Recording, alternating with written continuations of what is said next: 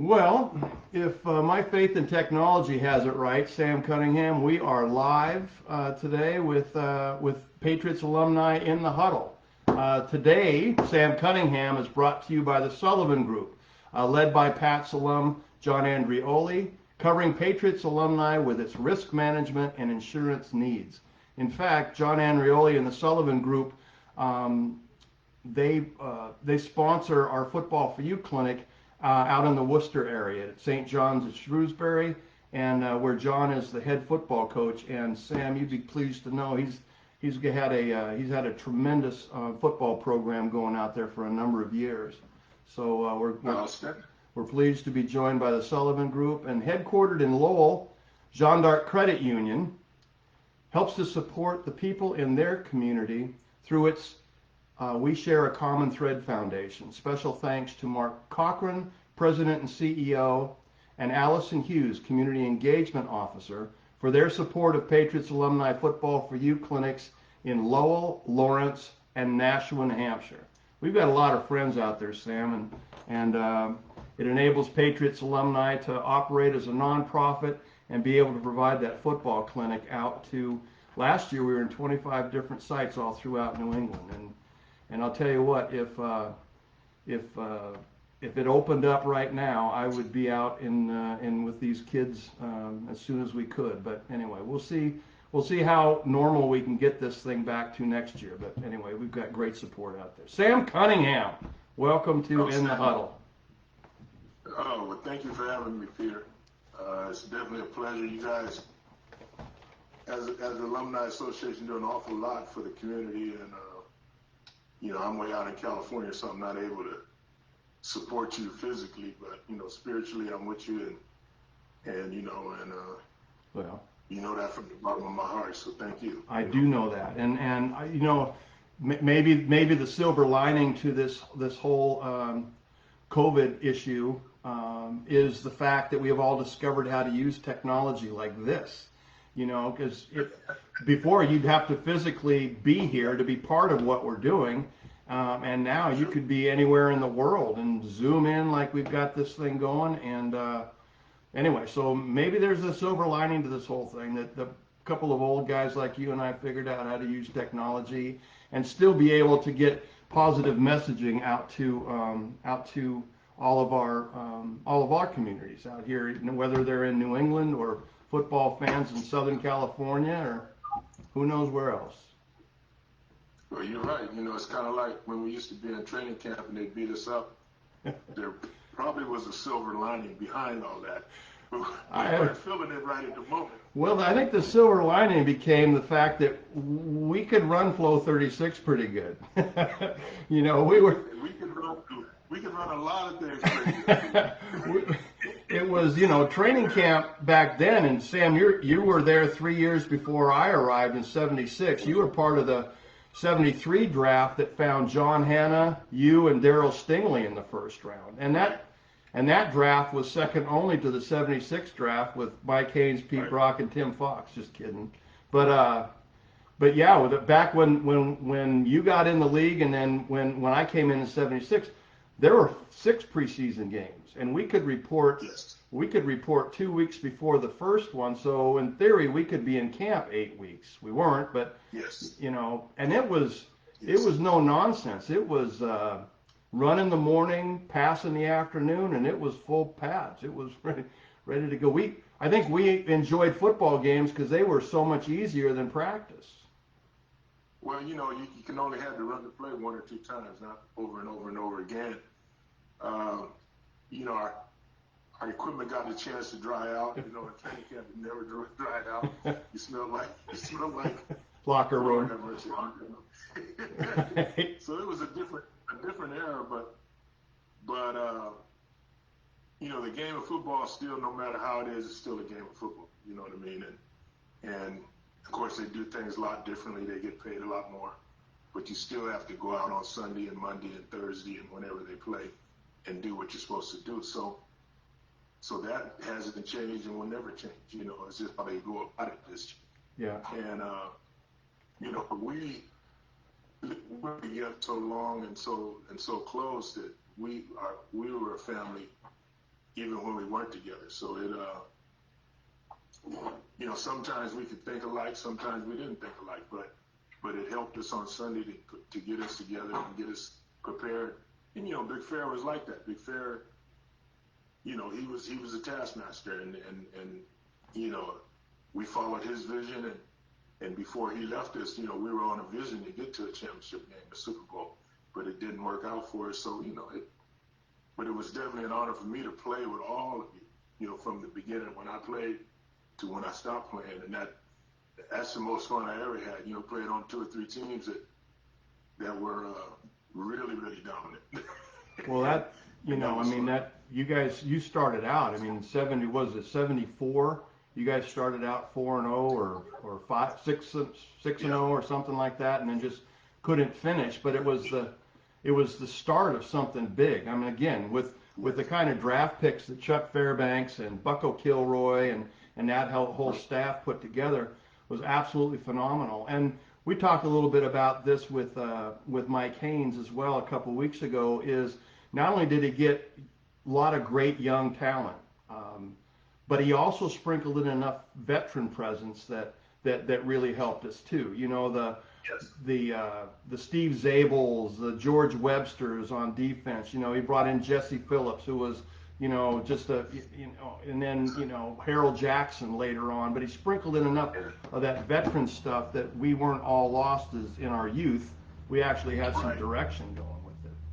Right, and you could look at them and see how the game was supposed to be played and how to mentally go about preparing yourself, and because they had already been through what we were trying to get through. Right. But Chuck and Bucko and them were good enough at what they did, is they drafted quality people who they knew that could handle the load of what they were trying to do, and understood where we were trying to go, and that's the most important thing with the football program. Everybody has to be on the same page or have the ability to be on the same page, and so that's what he got. He got a bunch of guys that were hungry, and then he threatened us and made us even more hungry. And so it was what it was, so there's many different ways to go about becoming a champion. And we were, like I said, we were well on our way to becoming that before Chuck had to leave or decided to leave, I should say. Right. And but then over the course of time, they eventually got there, and look at them now. I tell people all the time, we're kind of the foundation of that. It would be hard to people to look at that and say, okay, them teams in the '70s really had anything to do with the teams and their performance now, but it really is, having been a part of it and having understood where they were before we got there. Yep. So, it's fun to watch and fun to be a part of it, and don't have to get beat up, just kind of watch and enjoy. Yeah. And the other thing that I took a little, now that we're reflecting on that time, is a couple of things. One is, there was no free agency, which is why we didn't get paid the way these guys are getting paid. We struck for it. We made sure that somehow got involved in collective bargaining and the whole bit. But the beauty of not having free agency was the fact that we played together as for a long time. Like I was there for 12 years. I played 12 years with Steve Grogan. With you were there till '83, and Steve Nelson and John Hanna and all of those guys, and we raised our families together. We sweated, we cried, we laughed, we had a lot of fun. I never forget going out after games, or on the way back from Logan Airport, and everybody's going to meet down at no name restaurant down in the in the Seaport area and stuff, and then kind of take it over. But it really led towards a camaraderie that I don't think these modern teams enjoy or appreciate. Well, the fans out there should understand that when you're together, as long as we were together and fought through some of the things we fought through, it's just like being in a family. You don't always agree with everybody, you don't always like everybody, But at the end of the day, you have to somehow come together to get things done. And that's what we did, you know, because we were there together. I mean, you were together 12, you were there 12, I was there 9. I missed a year in 80 because of no free agency. Right. But the quality of who and what we are made us who and what we are, you know what I mean? And so we figured it out, and I mean, that people ask me what I miss the most, and it's that camaraderie and being around the cats and be a part of something that we're all trying to achieve. Yeah. That's what I miss the most about it. I mean, yeah, you missed the money, but our money was, you know, it was good at the time, but it wasn't, you know, people have a tendency to think, well, you guys made really good money. No, they made really good money. We made good money. Right. You know, but I tell you what, they will never have as much fun as we had. There's no way. Because of who and what we are, and as close as what we are. Yeah. Yeah. We had some real characters on that team too. I just mentioned a couple of them. Yeah, you know, like Zabel was fun to hang out with, you know, and then they brought in Bob McKay from Cleveland, who was part of a national championship. Dirty Bob McKay. You know, but they brought those guys in again. You know, Bob was in his 7th year, my rookie year, and I must have been a sad sack or something. He took me under his wing and he taught me how to be a pro. And I'm not talking about here's how you block and here's what you do on your assignments. I'm talking how you act, how you train, how you appreciate people, how you take care of visiting locker room attendants. You know, this is what we do when we go out the night before a game and all that kind of stuff. And I think that he was one of probably a half a dozen guys that did that to with the younger players, and then we were able to pass that down to the generation behind us too. So it all worked out pretty well. But you know, that's a part of it. You know, a very important part of it. It's not just the football part. It's the human part. Because you know, everybody thinks, well, you're football players, but you're humans before you that. And you still have to get along and each one teach one in order for you to be successful as a team. You know, and that, you know, and I tell when I mentor young kids, I ask them what's the first team they've ever been on, and they'll, a football team, this, that, blah, blah, blah. I said, no, your family was your first team that you've ever been involved with. I mean, you know, everybody had a certain role in that family. You know, when you were born, your role was to eat, sleep, and go to the bathroom. Somebody else's role was to take care of you and clean you up. And as you got older, you received other responsibilities and chores, and that's just a microcosm of life. And then, you know, you go out and, you know, we go to college and you got to figure out who you are and who you are with other people, and then on and on. And that's, you know, we were able to do that and do it in a big way in a time where football was different, and it was a little more brutal than it is now. And you know, we had the ability to become that when we needed to become that. And you know, there were a lot of teams who, in the beginning when I got there, had no respect for us, but down the line when you came and other great players and teammates came, you know, they didn't really want anything to do with us. No, they didn't. You know, they knew what we were going to run. I mean, and we'd be remiss if we didn't mention Ron Earhart. I mean, he put an offense together that was, you know, I don't, and you probably had the same sense, but by down and distance and place on the field, when we got the play from the sidelines, that it didn't surprise any of us. It would have been, you know, if you were 3rd and 3 on the plus 35-yard line, I could tell you one of 3 plays that was coming in from the sideline. So nothing was a big surprise to it, and we were all on the same page with it. And you know, what you and Andy Johnson did in the backfield in that offense was just spectacular. You know, Andy came from the University of Georgia, where he was an option quarterback, and they turned him into a tailback with the Patriots. And you know, he was so great at setting up blocks downfield. And you were the hammer. You were just, you know, you were the guy that could make it happen. If we were set in a strong formation, I'll never forget in that San Diego game, this had to be 70, maybe 79, 77 maybe, in that era. Okay. And we featured you I mean, we're always strong right, but we started running slant 17, slant 15, slant 19, and you were reading your run off of what John and Leon were doing to that left side, and that was pretty.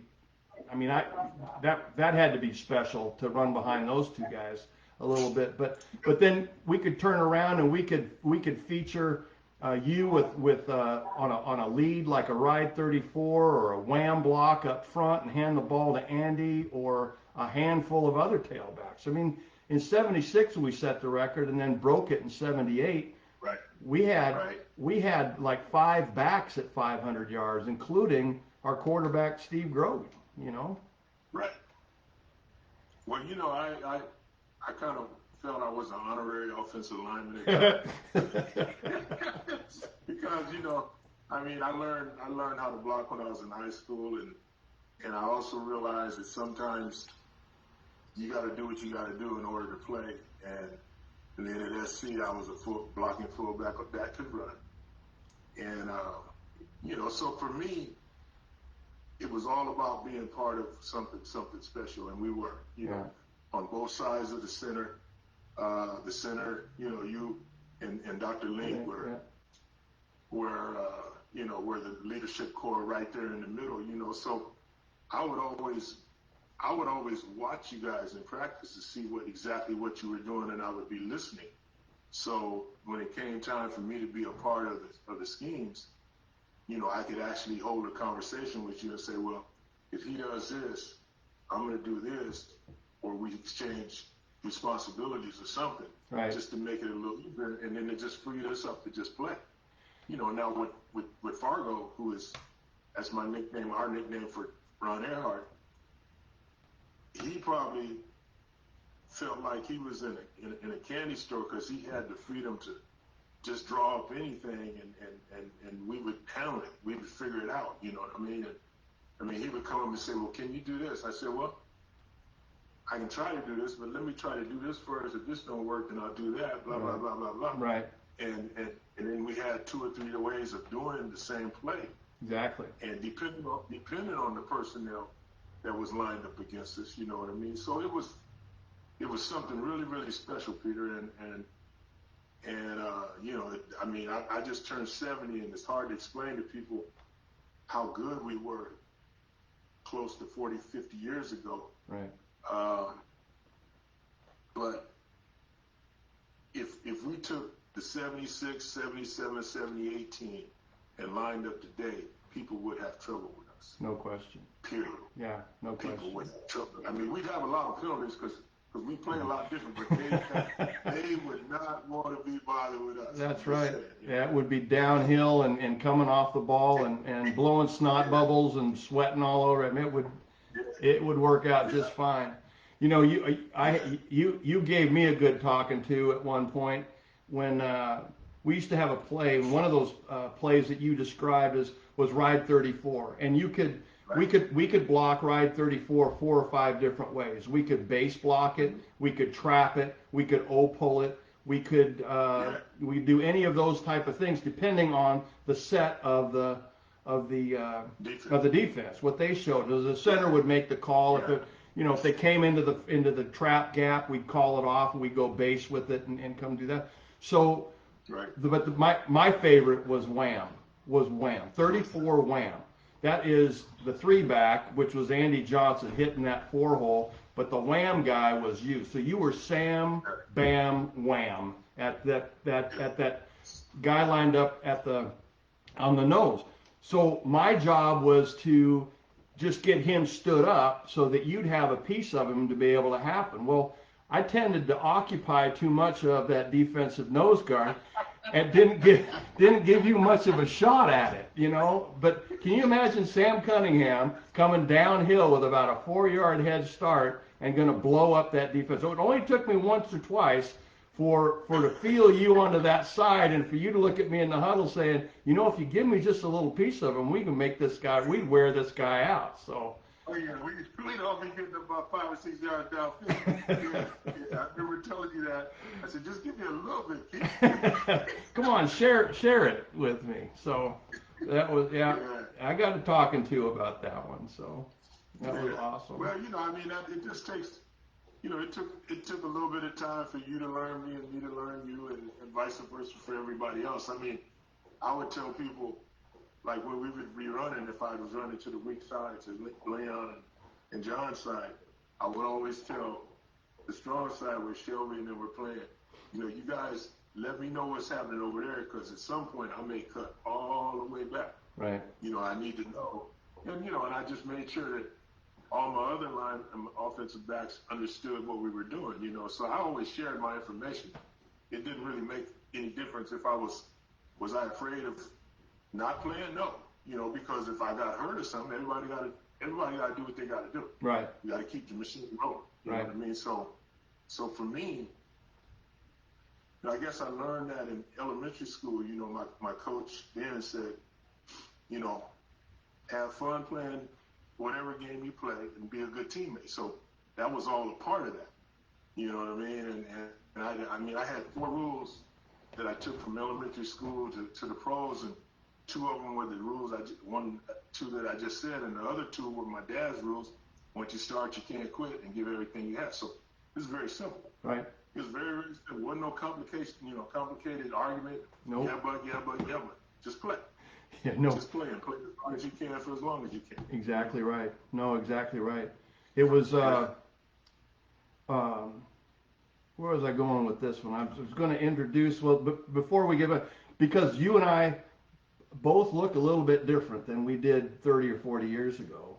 Oftentimes, about this part of the show, I reintroduce ourselves to the viewing audience. So I'm Pete Brock, and with us today in the Huddle, Patriots alumni, in the Huddle is Sam Cunningham. So just because even if people recognize us, we, from 40 years ago, we wore helmets, and the helmets had face masks. So even though they probably recognize your number 39 and my number 58, I just tend to reintroduce ourselves about this part of the show anyway.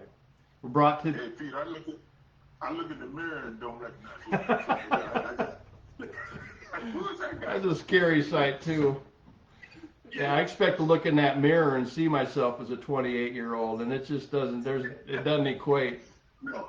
Doesn't equate. No. Hey, a lot of people have talked about that game, that Alabama USC game in, I believe it was 1970. And you guys came off from the coast or from Southern California, and Alabama has always been Alabama, and USC and you had just an outstanding game out in Tuscaloosa, and probably changed the face of football, or had a large part to do with changing the face of football, and for all the reasons why.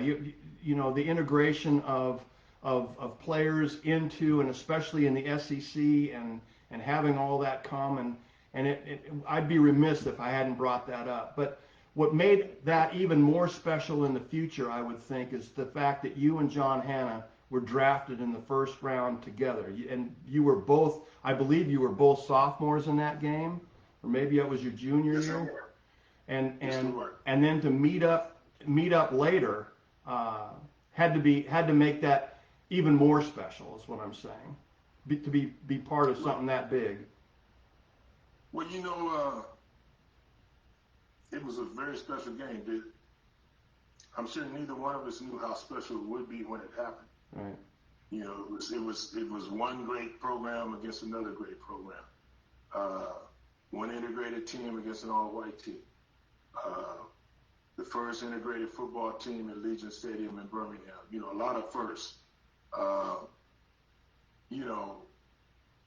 I didn't start. I was the backup fullback. So it was, you go into football games just to play and win and do as well as you can. And sometimes, every now and then, really special things happen. And that was one of those games that it changed the landscape of college football.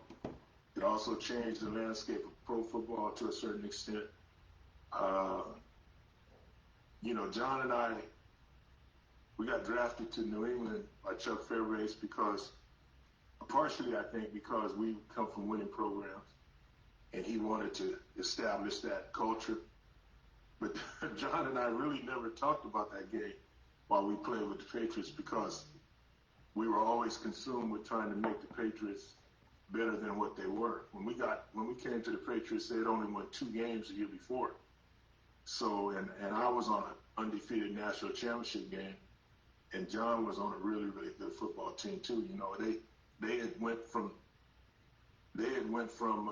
after that football game that we played in 1970, they were the most successful college football team. In the 70s, I think they won like 3 national championships. So, you know, it helped everybody. It helped everybody. And so to get an opportunity to play with John and then the rest of you guys who came in, and you guys all took a lead off John and Leon and whoever was the leader of that. You know, it started out with Red Miller, who was our offensive line coach, and he was just an outstanding teacher, and you know, we had 2 or 3 other offensive line coaches. Some of them, what's his name? The one who used to smoke the cigarette all the way down in one inhale. Leon McLaughlin. Yes. Leon McLaughlin. I mean, to show you how crazy football was back in that era. You know, coaches could smoke in practice. They could smoke on the sidelines during a football game. It was just a totally different environment and atmosphere. But it was all about winning football games and trying to win championships, and that will never change. You know, but that game in '70 gave me the opportunity to be a part of something special, and I'm sure it gave John an opportunity to be a part of something special because, you know, John had never played with any African American black football players except for Wilbur and maybe John Mitchell, those 2. And then he came up to New England, and it was a totally different environment. And, you know, he had to adapt. Everybody had to adapt and figure it out, and we did. And we became something special. You know, I mean, I always wear the throwback logo thing on my hat. You know, people say, "Well, who is that?" I said, "This is the OG Patriots." I said, "It's not the Elvis Patriots." Exactly. But I say, you know, I mean, I said, and I tell people all the time. I said, man, you know, football to me was something special because, like I said earlier, it's the people I played with and the people I played, and it didn't make a difference because we had cats from so many different backgrounds, and somehow we figured it out. Did it always work? No, but it worked more times than not. Well, it always seemed to work on Sunday at 1 o'clock if that's when it was kicked off. Yeah. I mean, you could come from all kinds of backgrounds and demographic or whatever you want to do, but somehow, you know, 54 guys or 53 guys got together on Sunday afternoon, and we were all pointed at the same way, and it didn't matter if you could carry your own weight and your teammates could count on you. It didn't matter. And if you couldn't carry your own weight, holler for some help, because we got plenty of people to help. Don't just can you need some help over here? Right. Call a team block. Yes, indeed. Right. Yeah, let's quiet him down just a little bit. That's right. You're trying to come all pro on us. Oh no, not today. Yeah.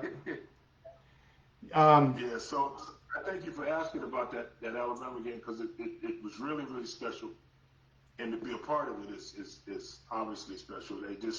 We just celebrated the 50th anniversary of it. Yeah. And you know, so many things have occurred because of it, and to be a part of it, you know,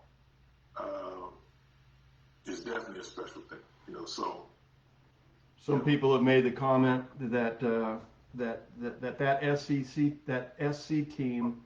And you in particular, because you rushed for like 160 yards in that game, did more for integrating the South and the SEC than Martin Luther King ever did. I don't know how true that is, but y'all had a big part of the whole thing. I'm a little embarrassed when they say that because Dr. King, you know, he died for what he believed in. I'm just a football player who played a really good football game and did what I was supposed to do. It wasn't like I did anything special. I just went out and played football. There's a wide open hole. What do? You run through it. Don't nobody get in the way. You score a touchdown.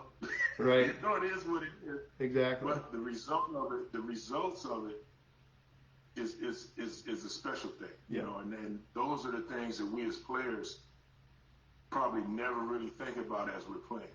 You know, unless you're, you know, as a wide receiver, you're catching like 15 balls. You're close to like catching 10 or 15 balls, something like that. But when you just play, right. and everything happens, and the rest is history. So, you know, to be a part of it, I said, like, and to be eventually become a teammate of John's, of Hogg, you know, because I mean, I used to watch him just demolish folks, man. I mean, you know, if kids could actually see some tape of how he drive blocks, they would be just amazed at what it is. You know, it was. I mean? And he definitely was a very special player. And I agree with you. If people could watch his technique, and it took him a long time. It used to frustrate him to no end to come to training camp and not be able to get in that stance and feel comfortable. So he worked hard on making that all work. My point is, you could see the result of all that work the way he played the football game on Sunday. But people get a better appreciation of John Hannon and the way he prepared. I mean, he went to every practice with an intensity that, you know, was game-like, and he had to do that because he wanted to get better. And then he made the defense better because they had to stand up in front of him, and he made the rest of the offensive line better because if that's good enough for John Hanna, we all ought to be doing the same thing. And he was that. It wasn't like he was that raw leader out there, but just because of his ethic and how he showed up, he was a true leader of that football team. Yeah, it was. He you know, he was a leader. I mean, there were many different leaders in many different ways. And many different styles, yeah. Oh, yeah, plenty different styles. Now, I still get fan letters and whatnot, and sometimes people will write questions and ask me, you know, well, who's the toughest defense that you played against, or the toughest defensive player and whatnot. And when they ask me about the toughest defense, I always tell them it was the defense I practice against every day. Right. That way, you know, all of them, every day, because they knew us and we knew them.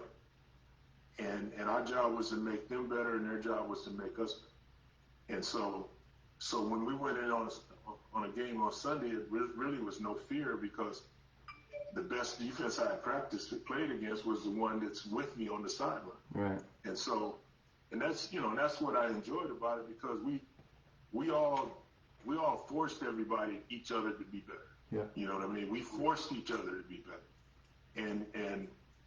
And you know, we were not selfish with our advice and whatnot. And you know, I mean, I played different than Mosi. Mosi played different than the cat behind him. We all played different, but we all played the same with the same amount of intensity. So that was the most important thing. And right. And you know, so you know, you giving cats an opportunity to come on here and talk about how it was 30 years ago is special, because you know, some of the fans that are fans today don't understand that. You know what I mean? And some of the, you know, there's a lot of fans who are with us that understand how the game has evolved. Right. But the young ones think it's always been the way it has been for them, and it hasn't. You know what I mean? And there's a whole group of cats before us, right, that really people don't even understand how good they were. Right. You know what I mean? They set the tone for us, you know. And I mean, and football was even more vicious than we played.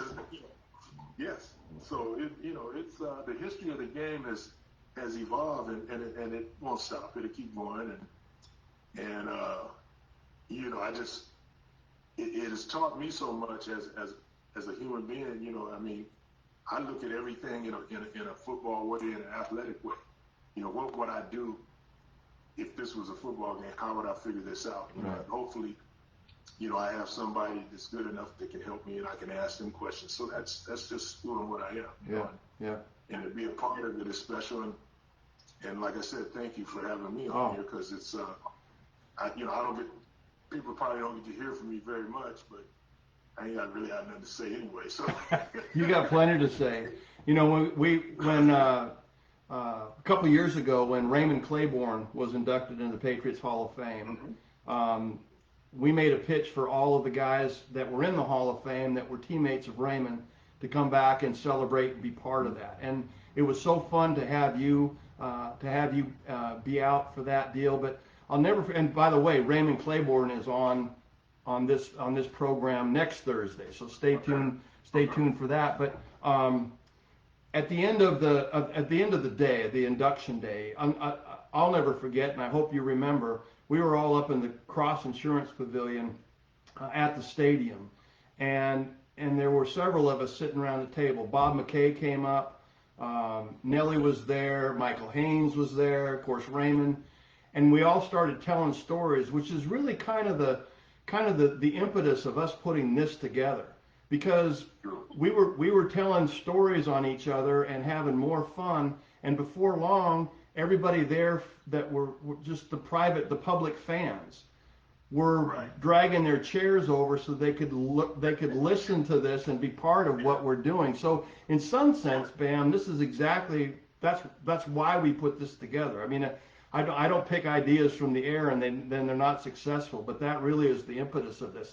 And you know what really makes it cool is we're getting messages from Linnea Tutupu just texted us and said that we're both looking good. I mean, she must be cross-eyed and looking at you mostly, but you know, you mentioned Mosi on this thing, and Linnea is right here with us too. And so I think a lot of our teammates are starting to learn that we're doing this and coming on board and finding out about you know, Sam Cunningham and what's Sam Cunningham up to. So what are you up to? What do you do with your time these days, Sam? You know, I do mentoring, and I'm retired, so I do mentoring and working with young kids, and just, you know, I got an 18-year-old granddaughter who, you know, sometimes she's grown, sometimes she's not grown. You know, just I mean, before the pandemic, I would go over and kind of hang out at SC and work over there and just kind of talk to the kids and let them know that, you know, football is important, but it's not the most important thing. You know, your family and your friends and your loved ones are the most important part, and if you don't take care of that, then your life is going to be kind of like a little bit weird, you know what I mean? Because football is just temporary for all of us, you know what I mean? I mean, for me and for people like you and whatnot, you know, we found a way to continue it without actually playing to a certain extent, but it's still, the playing part ends. And a lot of times players don't really understand that and don't really get past that, you know, and I've mentored some players who are having issues with that. And, you know, and I tell them, I said, look, man, if you still have some competitive juices, man, join a softball team. Do something to burn it, you know, and get it away. And then, because the most important thing is you going home and taking care of your kids, taking care of your wife, taking care of if it's your mom and your dad or whoever is your family unit, you know, that's the most important thing. So I just kind of teach, you know, just kind of be around and hang out, and I'm open to people asking questions and listening to whatever I have to say as I listen to what they have to say. That's awesome. That's awesome. And to be part of that, when in some sense we all have a little piece of that too, you know, where if you're asked and you're able to advise young athletes or young kids, you know, what we're doing with our Football for You program up here has been astronomical, affecting kids all throughout New England with it. So, you know, and we're doing the best we can with making it happen. So it's good to hear that that's what you're up to in Southern California, and those people, those kids are fortunate to have your wisdom, you know. Well, I appreciate you saying that. You know, I have an aunt who just passed away. She turned 90, and probably my favorite aunt, because if she hadn't let me drive her car to get my driver's license, I probably wouldn't have one today. So, but she had a saying all the time, and she would say, you know, we're all put on this earth to be used, but not misused. And the most important part is how you figure out to be a part of that equation. You know what I mean? And so, as long as I'm here, you know, I'm supposed to help somebody. Yeah. I'm supposed to reach back, and that's what I'm. You know, that's what I was taught. That's what I will do, and that's what I always try to do. And you know, because people have done it for me. People have done it for me, and that's it's just right that I do it for other people because of what they've done for me. So your way of giving back, and you know, and you know, just us playing as a team, us being the family that we were, gives me insight on sometimes on how to do that. Yeah. You know what I mean? Because like you said, we were so many diverse personalities. You know, it took a little while for some of us to figure each other out, but we did. Yeah. And some of us, we still ain't figured each other out. But, we excuse and forgive, though. That's how that works out. So, you know who else has joined us, you know, considering he's been half the show, is John Hanna says hi. He's tuned in. I don't know if you had a chance to see. John, go ahead. Huh? John's I tuned just in. want to tell you, is he listening? I think he is. Is John listening? Yeah. Well, I want to tell John, thank you for being on my birthday video. I really appreciate that. That's awesome. You know, for him to take time and say a few words of celebration for my 70th birthday. So I appreciate that. Love you, John. There you go. Yeah. Well, before I've used way too much of your time, and the lovely Mrs. Cunningham gets irritated that you volunteered to do all of this, because I'm sure she's got things for you to do.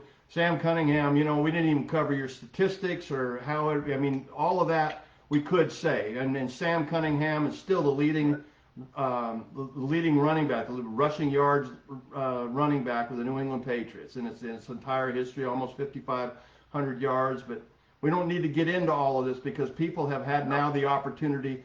If you never had a chance to see Sam play, I'm figuring that you can find YouTube videos of the whole thing. And if you really want to tune it in. If it's got anything to do with the years that Sam played, you can certainly appreciate it. And I really hope the fans can get a good sense of who the Sam Cunningham, the character of Sam Cunningham, the man that Sam Cunningham is, because of you being on this show. And I couldn't be more proud or more honored that you came to be part of this whole thing, Bam. So anyway, thank you for that. Well, Peter, no, thank you. I mean, you know, people could you know, you call up and say, well, we'd like you to do so and so, so and so, so and so. And I go, yeah, okay. You know what I mean? I'm not real difficult to work with. No, you're not. And because it's fun. It's fun, you know, because, you know, you got, like I said before, you guys are family, and that's what family does, you know what I mean? And so you know, anytime you need me to be a part of something special for the Alumni Association or just you personally, just let me know. Thank you. I mean, I'll be there. Thank you. I'll try to be there. I sure will. Yeah. Well, we'd be remiss if I didn't thank our sponsors of this show, Sullivan Group, led by John Andrioli. And the Sullivan Group's been providing insurance and risk management tools for Patriots alumni for a number of years, and they've taken a big lead in getting Football for You out to the kids in central Massachusetts, out in the Worcester area. And then our friends at Jeanne d'Arc Credit Union with Mark Cochran, the president, and Allison Hughes, who's the community leader out there for their foundation and all they've done for the kids in that area. They're headquartered in Lowell, so they've been sponsoring our Lowell, Lawrence, and Nashua, New Hampshire Football for You program. So without them, this would not be possible, and without them, neither would our Football for You. So special thanks to the Sullivan Group and Jeanne d'Arc Credit Union. And real special thanks to my friend, my teammate, Sam Cunningham. Bam, thanks for being a part of this. Oh, you're welcome, Peter. Y'all keep on doing what you're doing, man. I will. Right. I will, brother. All right. Take care. All right, love you. Love you too. You too.